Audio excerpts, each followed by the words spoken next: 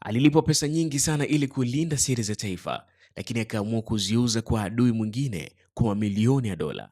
Na kibaya zaidi, hakusaliti nchi yake tu, bali alibadilisha maisha ya watu wengi milele. Lakini swali la kujiuliza, mtu unawezaje kuuza taarifa za taifa lako mwenyewe? Nyuma ya pazia, ukiachana na pesa, kuna nini? Unawezaje kuharibu taifa bila bunduki? Unawezaje kusababisha watu kufa bila kupigwa risasi hata moja? Na unawezaje kuingia kazini kila siku ukasalimiwa kwa heshima, huku moyoni ukijua tayari umeuza siri ya nchi yako? Na hapa ndo unakutana na huyu aliyebadilika kuwa afisa wa siri wa Marekani hadi kuwa mmoja wa wasaliti wakubwa katika historia ya ujasusi duniani. Jina lake anaitwa Aldrich Ames. Hii ni The Link. Kama ni mara ya kwanza kutazama chaneli yetu, please tumia sekunde chache tu kwa ajili ya kubonyeza neno subscribe, and then tuende kwenye comment section hapo. Wewe ungekuwa jasusi wa namna hii, ungeliteka vipi dunia? Subscribe. Hii ni The Link. Karibu. Simulizi ya Aldrich Ames inaanza miaka ya nyuma kidogo. Wakati wa vita baridi, dunia ilikuwa imegawanyika vipande viwili. Upande mmoja ulikuwa ni United States na upande mwingine ulikuwa ni Soviet Union. Lakini vita hivi havikupigwana kwa mabomu, bali vilipiganwa kwa taarifa. Aliyejua siri za mwenzake ndiye aliyekuwa na nguvu zaidi ya kushinda. Ndivyo ilivyo. Ukimjua tu adui yako anatumia mbinu gani, basi moja kwa moja utapita kule, ili mradi uweze kutimiza kile unachokitaka na uweze kutimiza mapambano yako na pia kushinda moja kwa moja vita. Ndivyo ilivyotokea kwenye vita baridi, United States vs Soviet Union. Na hapo ndo tunakutana sasa na stori ya Aldrich Ames alipofanya kazi. Kazi yake ilikuwa kuwatafuta mawakala wa Soviet, kuwafuatilia na kuhakikisha Marekani inajua kila jambo muhimu kuhusu adui wake. Kwa kifupi, kazi yake ilikuwa ya kuwawinda wasaliti. Lakini kuna tatizo moja ambalo watu wengi hawakuliona kabisa. Ndani ya huyu jamaa aliyeitwa Aldrich Ames kulikuwa na vita vingine tofauti kabisa. Huyu jamaa alikuwa ni wakala wa siri wa Marekani, lakini alifuatilia kwa kina zaidi kuhusiana na Soviet Union ili mradi aweze kupata taarifa za siri katika taifa lake. Na muda huu alikuwa anafahamu vitu vingi sana kuhusiana na taifa la Marekani. Sasa kulikuwa na changamoto kubwa sana kwa huyu mshikaji. Alikuwa anapenda sana pesa, alikuwa na madeni mengi sana, alikuwa na matumizi makubwa sana na pesa, na si hivyo tu, bali alikuwa na tamaa ya mafanikio ya kifahari na pia kupata maisha fulani hivi expensive sana. Mwanzoni hakuna aliyeshuku chochote kuhusiana na upelelezi wake. Aliaminika kama miongoni mwa wakala wa siri katika taifa la Marekani, ambaye anafuatilia moja kwa moja kile ambacho kinaendelea huko Soviet Union. Alikuwa mtu wa kawaida sana, hakuwa na mambo mengi, hakuonyesha ishara yoyote ile kama huyo atakuja kuwa mtu mbaya baadaye. Anaingia kazini, anatoka, anakunywa kahawa, anafanya mikutano na anajua siri nyingi zaidi kuhusiana na Marekani, na hata hakutaka kutoa siri hata moja. Ilipofika mwaka 1985 kila kitu kikaanza kubadilika. Siku moja Ames alifanya jambo ambalo lilibadili historia yake milele.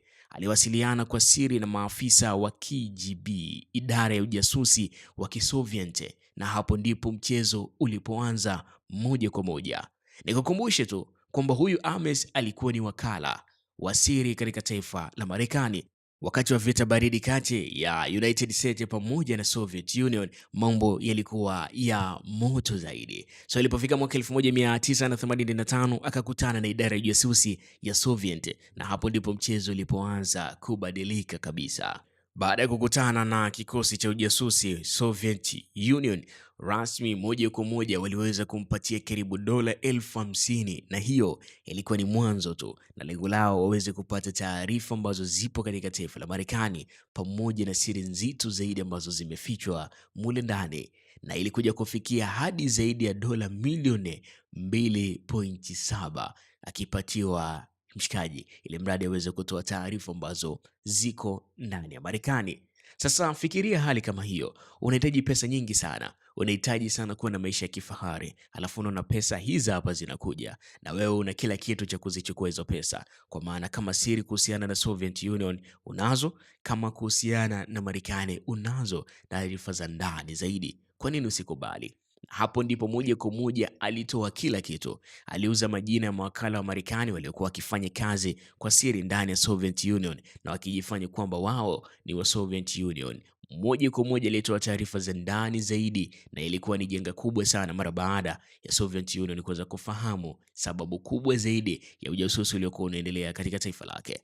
So mara baada ya kuweza kutoa siri kali zaidi, baadhi ya watu waliohusika moja kwa moja na Marekani waliokuwa wakiishi katika Soviet Union, basi walianza kukamatwa taratibu na wakifungwa na kipewa mateso makali zaidi. Wanatakiwa waeleze kwa kina ni kipi ambacho walifuata kule na ni siri gani ambazo wameweza kuzigundua. Baada ya hapo, wakitoa siri za Marekani, kilichofuata ni kuweza kumalizwa na wengine waliuawa wengi sana. Ripoti zinaonyesha watu wasiopungua 100 walikufa kutokana na taarifa alizoweza kuzitoa, na zaidi ya operesheni 100 za kijasusi ziliweza kuharibika moja kwa moja. Zile operesheni zilizotoka Marekani kuelekea Soviet Union ziliweza kuishia njiani, kwa sababu tayari jamaa alitoa siri zote na mikakati yote ambayo ilitakiwa ifanywe. Hivyo Soviet Union wakawa aware, wakaelewa kila kitu ambacho Marekani anataka kukifanya, na waliweza kuvunja kabisa ile mipango yao. Basi Ames hakuishia hapo, aliendelea kufanya upelelezi wa kina zaidi ndani ya Marekani pamoja na kupeleka taarifa zile kule katika Soviet Union, huku akijifanya kwamba yupo katika mikakati ya maana. Zile pesa zote ambazo aliweza kupatiwa, basi moja kwa moja alibadilisha sana maisha yake. Alinunua gari zuri, alivaa vizuri, na pia alionyesha kila kitu kikaa kwenye mstari ambao ulikuwa na matumizi makubwa sana. Kwa kifupi, maisha yake yalienda tofauti kabisa na kile ambacho alikuwa anakiingiza kila siku. Watu wakaanza kujiuliza, hizi pesa anatoa wapi? Mbona hata mshahara ambao unapatiwa hauwezi kufika kuweza kuishi maisha ambayo anaishi kwa muda huu? Lakini kwa miaka mingi hakuna aliyepata jibu. Marekani iliingia kwenye anguko kubwa sana, kwa sababu kila siku ripoti ziliweza kuripotiwa kwamba mawakala wake wa siri walioko Soviet wanauawa, wengine wanafariki na wengine wanateswa mpaka kufa, na wakidaiwa kuweza kutoa siri ambazo zinaendelea katika taifa la Marekani.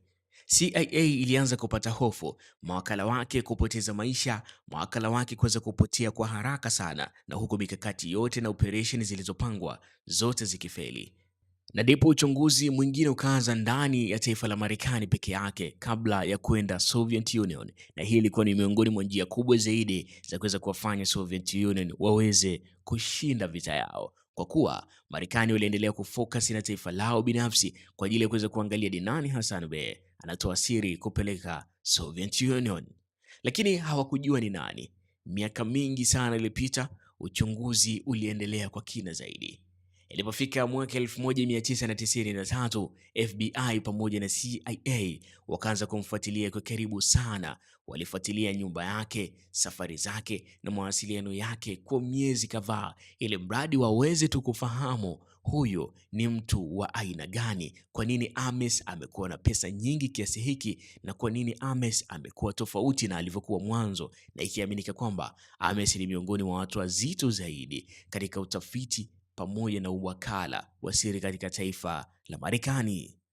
Ilipofika tarehe 21 ya Februari ya mwaka 1994 asubuhi ya kawaida, Ames alikuwa anaondoka nyumbani kwake, lakini ghafla bin vu maafisa wa FBI wakamzunguka na mchezo ulikuwa umeishia hapo. Alikamatwa na moja kwa moja alipelekwa katika kitengo maalum cha kuweza kuzungumzia kile ambacho alikuwa anakifanya kwenye maisha yake, kwa sababu hadi FBI wanamkamata tayari walishakuwa na uthibitisho wa maana kuhusiana na kile ambacho aliweza kukifanya Ames.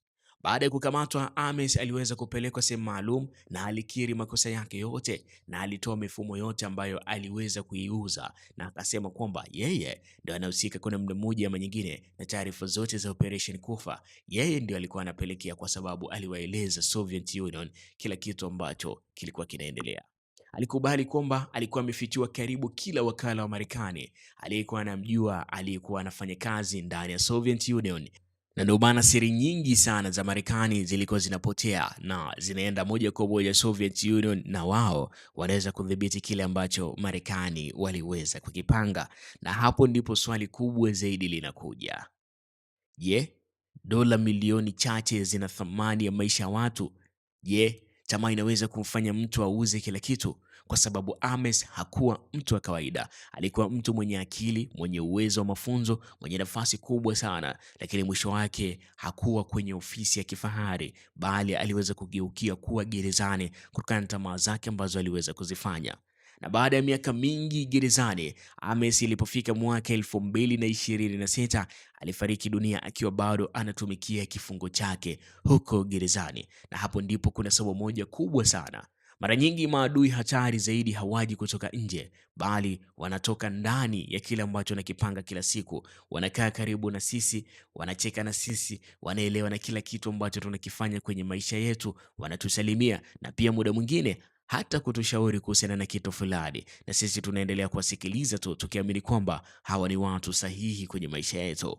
Kuna ule msemo ambao unasema kwamba never trust anyone, usimwamini yoyote ule, bali mpe heshima tu, kwa sababu kumwamini itakuwa ni hatari sana kwako. Ipo siku atakuja kukuumiza, atakuja kukujeruhi kwa namna moja ama nyingine, lakini ndani yao kuna siri ambazo inaweza kubadilisha historia ya maisha yako. Je, wewe unaonaje?